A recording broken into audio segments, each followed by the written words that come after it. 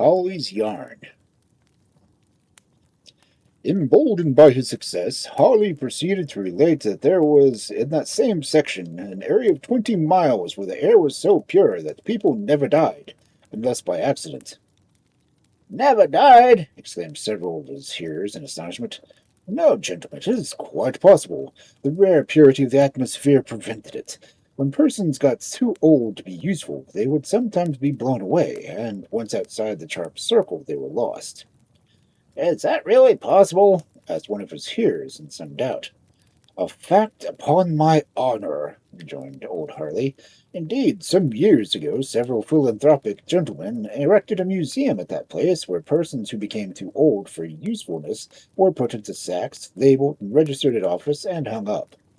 If any subsequent period of their friends wished to converse with them, for a fee of 50 cents, the old friend would be taken down and placed in a kettle of tepid water, and soon be enabled to hold a conversation for half an hour, when he would be taken out, wiped off, and hung up again.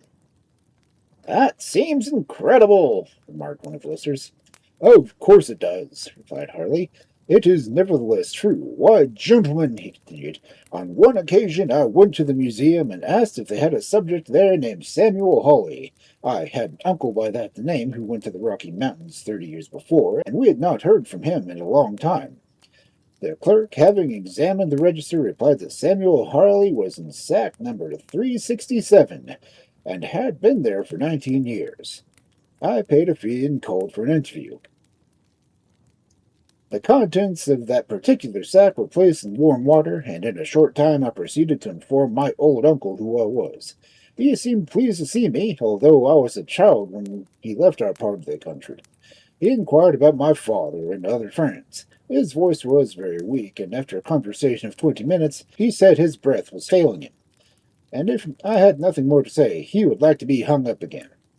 I remarked that I believed he formerly owned a large gun, and asked him where it was. He informed me that it was lying on the crossbeam of my father's garret, and that I was welcome to it. I thanked him and bid him good-bye. The keeper of the museum took him in my hand and soon placed him in his proper locality. If any of you should ever go that way, gentlemen, I hope you will call on my uncle and present him my compliments. Remember, his number is 367.